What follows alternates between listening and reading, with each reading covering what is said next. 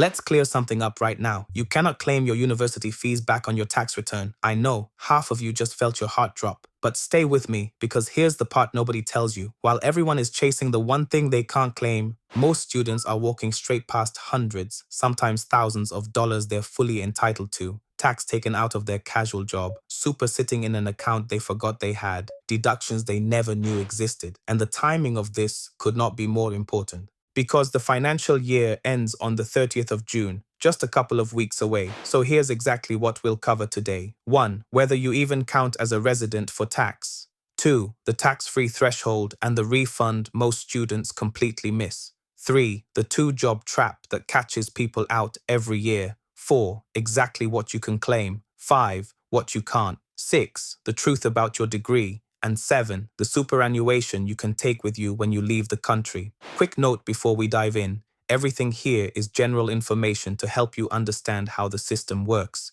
It is not personal tax advice. Everyone's situation is different, so for your own return, speak to a registered tax agent or the ATO directly. Let's go. Point 1. Before you can work out what you'll pay or get back, you need to know one thing. Are you a resident for tax purposes? And here's the trick. This has almost nothing to do with your visa or your passport. You can be on a student visa and still be treated as a resident for tax. The ATO looks at how you actually live here. Generally, if you've been studying in Australia for 6 months or more, settled into a routine, living and working here, you're likely treated as a resident for tax purposes. Why does that matter so much? Because residents get the tax-free threshold and lower tax rates, while non-residents are taxed from the very first dollar at a higher rate. That's a huge difference. So this is the very first box to confirm. And if you're not sure which side of the line you sit on, that's exactly the thing to check with a registered tax agent. Point 2. And this is where the money is. If you're a resident for tax purposes, the first $18,200 you earn in a financial year is completely tax-free. That's the tax-free threshold. Here's what happens to so many students. You get a casual job, retail, hospitality, a few warehouse shifts. Your employer takes a little tax out of every pay. By the end of the year, you've earned, say, $15,000 under the threshold. But tax was still taken out along the way. That money is yours, and the only way to get it back is to lodge a tax return. So lodging isn't just paperwork the government makes you do. For a lot of students, it's literally how you claim back money that was over-withheld. Skip it, and you're leaving your own cash sitting with the ATO. Point 3, and this one catches people out constantly. When you start a job, you fill in a form and it asks, do you want to claim the tax-free threshold? The rule is simple but important. You only claim it from one job at a time, usually your main one. If you've got 2 jobs and you accidentally claim the threshold on both, not enough tax gets taken out across the year and you can end up with a surprise bill instead of a refund. So if you're juggling a couple of casual jobs, which a lot of students are, claim the threshold on your main job and let the second one tax you normally. It evens out and you dodge the nasty surprise at the end. Point 4. Deductions. This is what people mean when they say claiming things on tax. A deduction lowers the income you get taxed on. But here's the golden rule the ATO lives by. It has to be directly connected to earning your income, your job, not your studies. So here's the list of things a working student can often claim. A compulsory uniform with a logo, buying it, and even washing it. You can claim laundry up to $150 without keeping receipts, protective gear your job requires, high-vis, an apron, non-slip or steel-capped shoes, tools and equipment for work, anything $300 or under you claim straight away.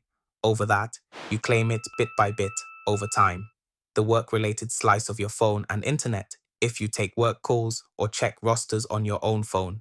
Union fees and professional memberships, renewing a license or certificate you need for the job you already have. If you ever work from home for an employer, there's a flat 70 cents an hour rate for your running costs. If you work outdoors, sun protection counts. Sunscreen, sunglasses, a hat. Donations of $2 or more to a registered charity. Travel directly between 2 jobs on the same day, not home to work, but job to job, at 88 cents a kilometer. And the fee for a registered tax agent is itself claimable the following year. 2 rules tie it all together. 1. You can claim up to $300 of work expenses without keeping every receipt. Go over that, and you need the records. 2. And this is the honest part most people skip. A deduction only helps if you're actually paying tax. If you earned under the tax-free threshold, You're already paying zero, so chasing deductions won't magically grow your refund. Point 5. Now the other side. The things people try to claim and get burned for. Start with where we began, your degree. Self-education is only deductible when it connects to the job you already have, when it maintains or improves the skills for your current work. The degree qualifying you to enter a brand new career, no connection to income you're already earning, so it isn't deductible. The ATO's own examples make this clear. Someone studying to become a teacher or doing a computer science degree to break into tech generally can't claim those course fees. And here's a big one people get wrong. Your HECS or HELP loan repayments are not deductible, not the compulsory ones, not voluntary top-ups. Neither is getting your first license or certificate just to land a job, like an initial RSA to get the bar job. The everyday stuff is out too. Plain clothes even when your boss says, wear all black, because without a logo, it's just normal clothing. Your normal commute from home to work, coffees, lunches and snacks on shift, haircuts and grooming, childcare, your rent and groceries, and anything your employer already paid you back for. So if a tax guru on social media tells you to just claim your tuition or your daily latte, be very careful. That's exactly the kind of thing that gets a return flagged. Point 6. And this might be the most overlooked of all, superannuation. When you work in Australia, your employer doesn't just pay your wage, they also pay an extra amount on top into a super fund for you. Most students forget this money even exists. And here's the part that matters especially for international students. If you're here on a temporary visa and you eventually leave Australia for good, you can claim that super back. It's called a Departing Australia Superannuation Payment, DASP for short. Once your visa has ended and you've left the country, you apply through the ATO's online system, and that super money you may not have even realized was building up gets paid out to you, less some tax. One warning, if you leave it more than 6 months after departing, your fund hands it over to the ATO as unclaimed money, so it's worth sorting before or soon after you go. Don't leave that money behind.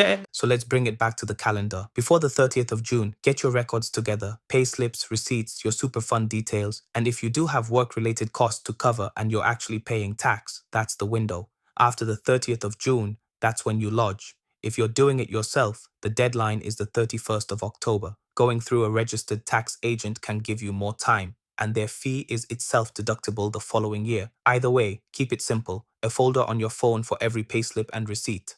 Future, you will say thank you. Tax doesn't have to be scary. It just has to be understood. Get it right, and it's usually money coming back to you, not money lost. If this helped, follow for more, and we'll keep breaking this stuff down step by step.